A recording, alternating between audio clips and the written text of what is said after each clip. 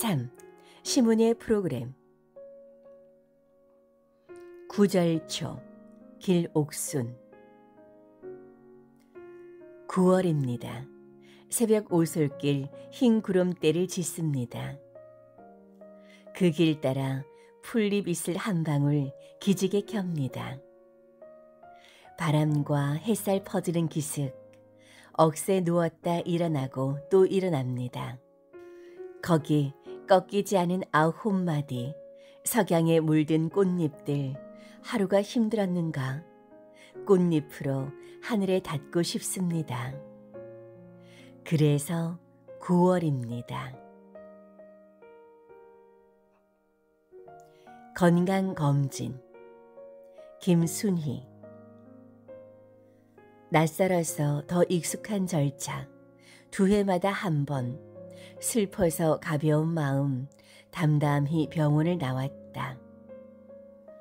폐에 소견이 있습니다. 짧은 문장 하나가 생각을 멈추게 했다.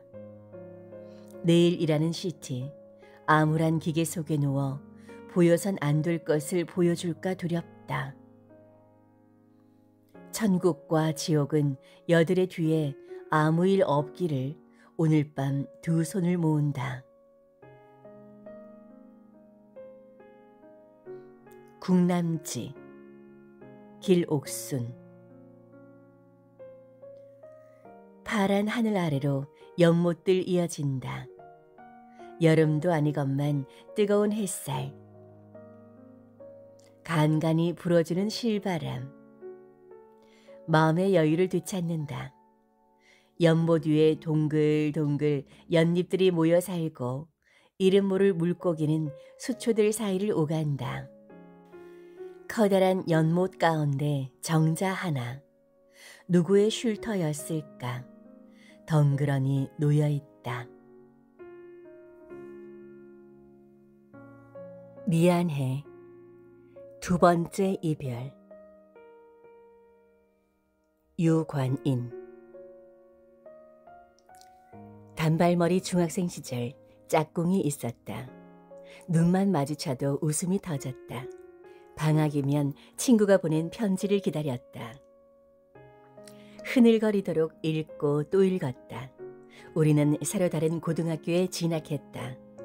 몇 번이고 변치 않을 우정을 확인하며 서럽게 헤어졌다. 새로운 친구를 사귀며 단짝을 잊었다.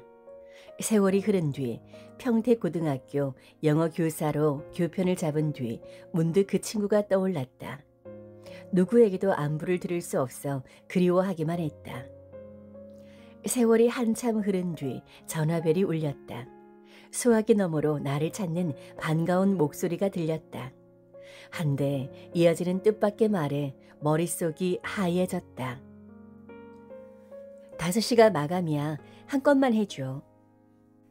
당당하게 말하는 친구에게 기어 들어가는 목소리로 미안하다 말하고는 수화기를 내려놓았다. 그 후 전화는 더 이상 오지 않았다. 그립던 친구는 그렇게 또 한 번 내 곁을 떠났다. 이별한 친구를 또 이별한 거였다. 나뭇잎에. 옥종태. 개미 한 마리 나뭇잎에 태우고 넘어질세라 조용히 흐르는 강. 거울처럼 맑아 하늘처럼 숲이 물 위에 잠들어 있다. 송사리가 첨벙 솟구쳐 세상 구경하고 사라졌다. 강물은 숨죽여 흐르며 점점 깊어지고 있다. 저편 언덕 나뭇잎에 닿을 때까지 소리 없이 밀려가고 있다. 갈대의 합창. 임채진. 서늘하게 부는 바람에 꼿꼿이 서 있다 몸을 맡기고 노래 한 가락 어깨 동무하고 바람의 지휘에 따라 바스락바스락 비벼가며 노래한다. 살랑살랑 부는 바람, 어깨가 둥실둥실. 잠시 멈춘 바람 따라 목 아픈 갈대들 눕혔던 몸 세워 기지개를 켠다. 부는 바람 어깨와 손목 풀며 합창 준비한다. 또다시 시작될 합창. 불어오는 바람 소리 따라 서로 비벼댈 거다. 내 마음 들녘에. 박경숙. 너무너무 추워서 패딩에 꽁꽁 싸매며 살았는데 어느새 목덜미에 땀이 맺히네요. 남쪽에서는 수선화 피었다고, 산수유가 노랗게 핀다고, 그러다가 꽃샘 추위가 왔다고, 다시 두터운 패딩 속으로 몸을 감싸고. 이번에는 매화 소식 구례 축제 기다립니다. 무수동 산속에 쑥들이 쑥쑥 자라며 바구니 옆에 끼고 쑥회로 들녘으로 달려나갑니다. 동백꽃. 김연미. 눈 날리는 날 나는 화분을 샀다. 해가 잘 드는 베란다에 놓았다. 틈이 날 때마다 보고 속삭였다. 너는 꽃을 피운다. 세상이 모두 움츠릴 때 차가운 바람 속에서 조용히. 붓다는 건 뜨겁다는 게 아니라 지켜낸다는 말이다. 충혈된 내 안구가 참아내듯이. 한 입, 두 입, 너는 스스로를 바닥에 떨군다. 꽃잎 하나 허락하지 않고 툭, 통째로 뚝, 입도 떼지 않고 떨어진다. 떨어지며 피는 꽃, 그러나 끝까지 아름답다. 어느 날 베란다에 나무는 물도 먹지 않고 숨도 쉬지 않는다. 속절없는 눈발에도 고개 들던 동백, 가엾어라. 나는 너를 보고 참는다. 지지 않으려고 하는 것이 아니라 피었기에 지는 것이라는 것을, 붉은 그 자취 따라 그리움도 피어오른다. 뜸드는 시간. 박수오. 불이 오른다. 읽지 못한 말들이 내부에서 뒤척인다. 눌린 뚜껑 아래 쌀알들은 끓는 속 혼잣말처럼 바위 덩어리 같은 벽을 두드린다. 왜 이토록 눌려야만 하는가? 증기는 날숨처럼 치받고 침묵은 그 위를 덮어 울음이 들리지 않게 한다. 아무도 모른다. 좁은 공간 안에서 벌어지는 끈질긴 끓음과 온도의 줄다리기, 그리고 익어가는 한 생의 은밀한 통증을. 불의 강도를 조절할 줄 몰랐다. 세차게 살아야 온전해지는 줄 알았다. 그러나 맹렬한 불은 속을 덜 익힌 채 겉만 그럴싸한 삶을 내놓는다. 가던 길을 멈추고 숨을 들이켰고 화력을 낮췄다. 끓던 감정은 잠시 하늘을 본다. 나는 뜸이라는 기다림 속에 몸을 담갔다. 그 정적, 모든 감각이 되레 예민해지는 고요였지만 무너짐이 아닌 변화가 조금씩 안쪽에서 일어나고 있었다. 쌀은 밥이 되었고 삶도 잘 익은 너로 변했다. 마침내 뚜껑이 조용히 피식 하고 열릴 때 방 안에 가득 퍼진 것은 분노도 눈물도 아닌 오래 참은 시간의 향기였다. 억울했고 뜨거웠으며 무미했던 날들. 바로 그 시간들이 내 속을 고르게 지어냈다는 사실을 이제야 알겠다. 살아온 세월이 하나의 식탁처럼 차려질 때 비로소 숟가락들 준비가 된다. 미안해. 임채진. 따뜻함이 묻어나는 음식들이 동생의 손끝을 거쳐 식탁에 올라왔다. 내 마음과 반대로 입은 고마워하는 말 대신 투정이 화살처럼 날아간다. 한 번 뱉은 말의 화살은 부메랑처럼 나에게로 돌아온다. 미안해. 한마디는 상처를 덮는 소독약과 붕대가 되었다. 식탁에 올라온 따뜻한 음식에 담긴 동생의 마음처럼 미안한 마음과 말을 진심을 다해 전해본다. 미안해. 그리고 고마워. 상처를 내는 화살 대신 약간의 쓰라림과 포근하게 감싸줄 말들을 건네어 본다. 밥순이. 김연미. 아래층에서 올라오는 밥 냄새로 하루를 시작한다. 아, 익숙한 냄새. 두 손이 분주하다. 얼른 부엌 창 열어 그 냄새에 맞아들인다.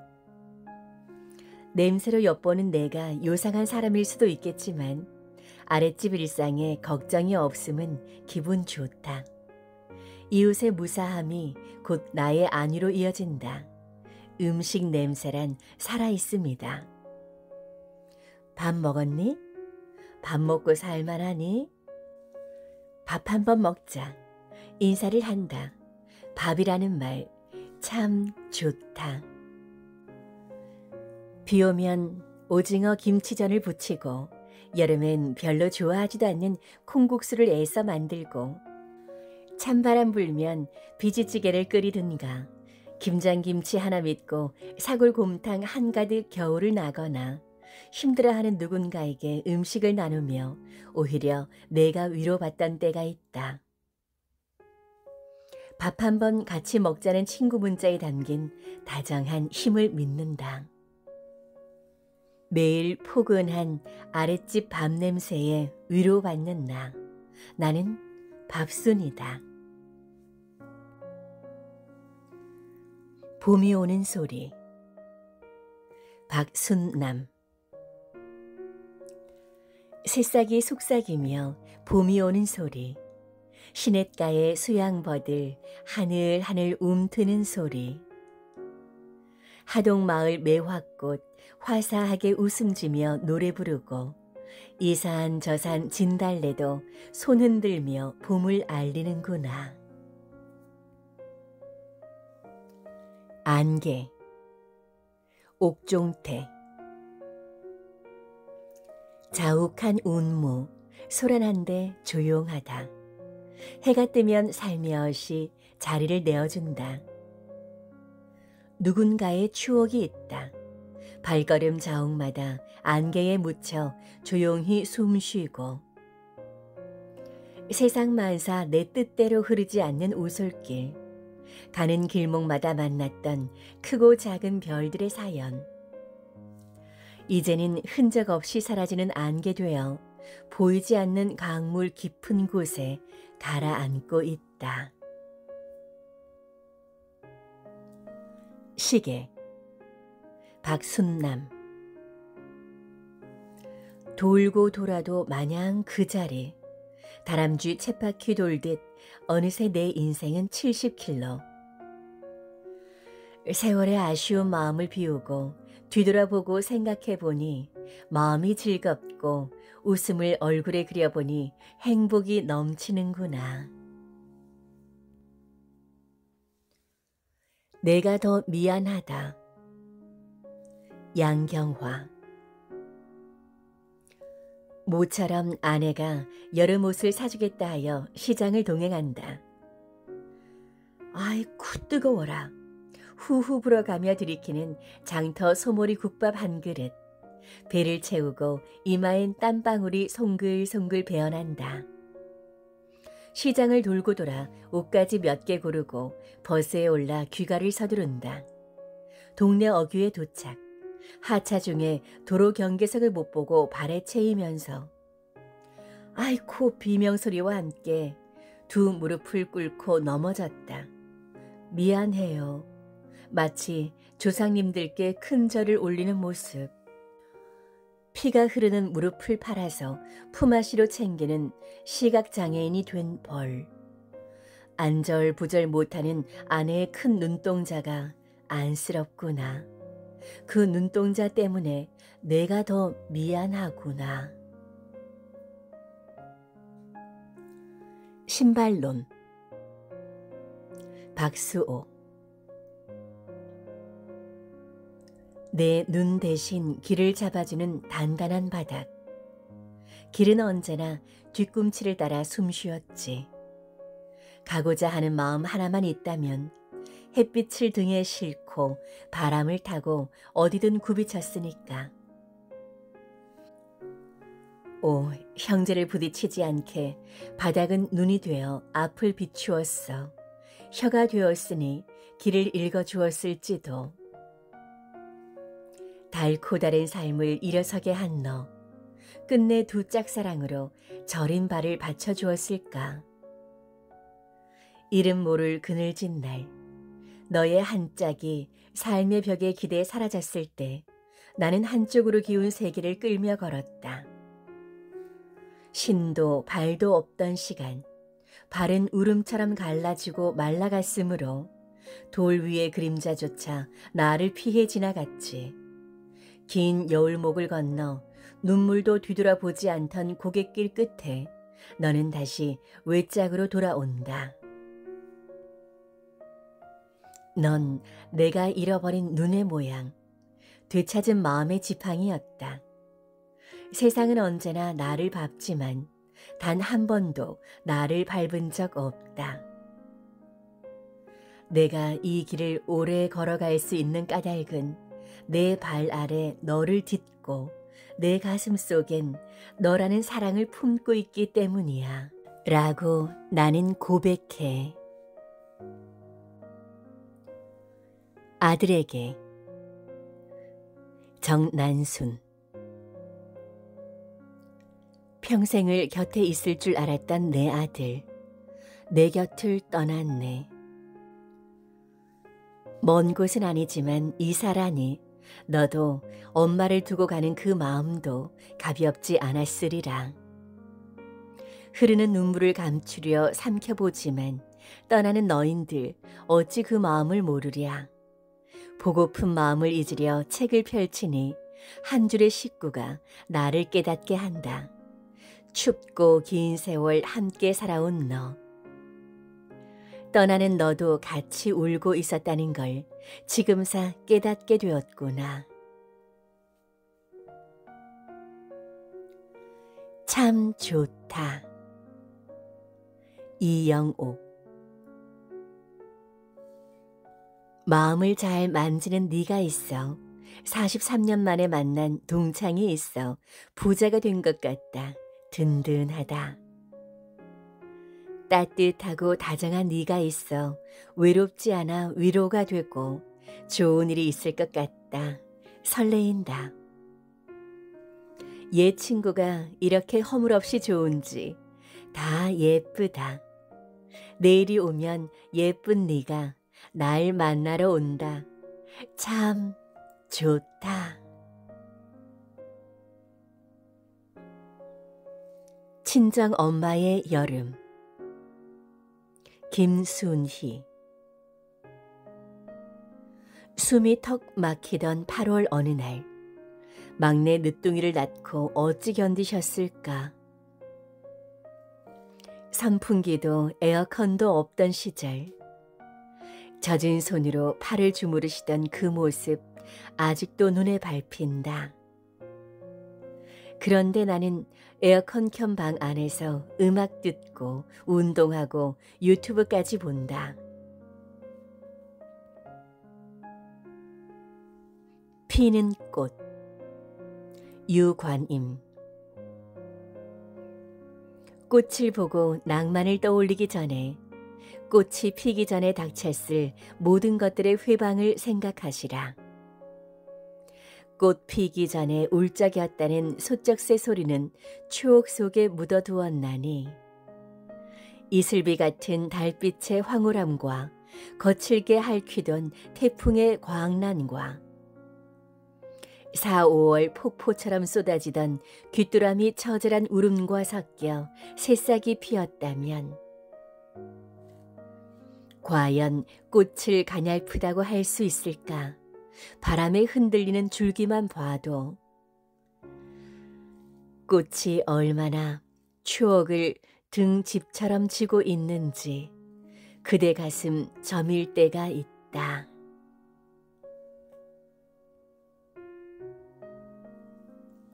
향수의 밤. 정난순.